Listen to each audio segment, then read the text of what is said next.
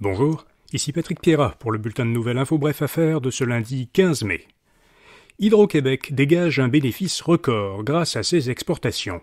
La société d'État a déclaré pour les 3 premiers mois de l'année un bénéfice record de 2,2 milliards de dollars, soit 169 millions de plus que pour la même période l'an dernier. La société d'État explique cette hausse par la croissance de ses exportations d'électricité, dont les revenus ont presque doublé par rapport à l'an dernier. Les ventes d'électricité au Québec, elles, ont pris la direction inverse, elles ont baissé de 5%. Canadian Tire souffre de l'inflation. Si on ne tient pas compte de l'augmentation des revenus dus à l'ouverture de nouveaux magasins, les revenus de Canadian Tire ont baissé de presque 5% au premier trimestre de l'année par rapport à l'an dernier. L'inflation a poussé les clients du détaillant canadien à concentrer leurs achats sur les produits essentiels, au détriment des achats discrétionnaires, a expliqué le PDG de l'entreprise. Par ailleurs, les données provenant des cartes de crédit de Canadian Tire indiquent que les dépenses globales de consommation ont baissé pour la première fois depuis 2020.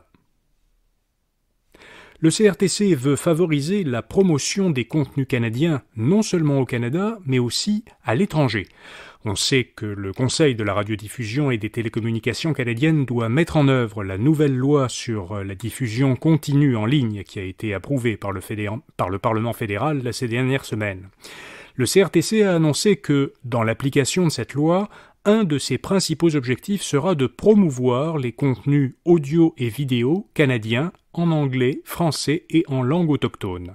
L'organisme vient de lancer des consultations publiques sur la meilleure façon de garantir que les grands diffuseurs en ligne, comme Netflix ou Disney+, rendront ces contenus canadiens visibles au Canada, mais aussi à l'étranger.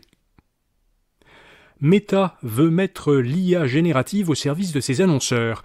L'entreprise a présenté AI Sandbox, un nouvel outil dont les fonctions d'intelligence artificielle générative doivent aider les annonceurs à optimiser leurs campagnes publicitaires sur Facebook et Instagram.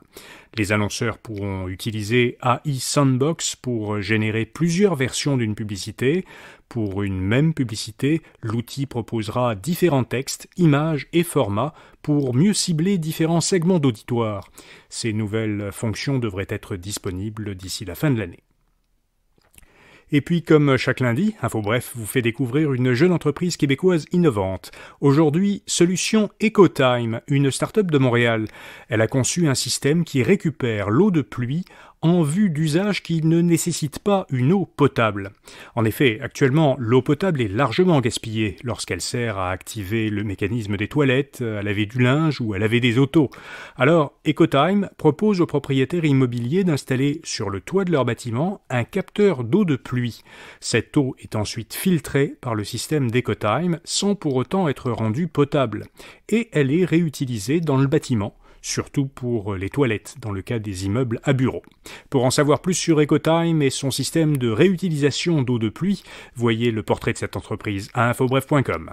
Voilà, vous savez l'essentiel. À demain matin pour notre prochain bulletin de nouvelles Info Bref Affaires. Bonne journée.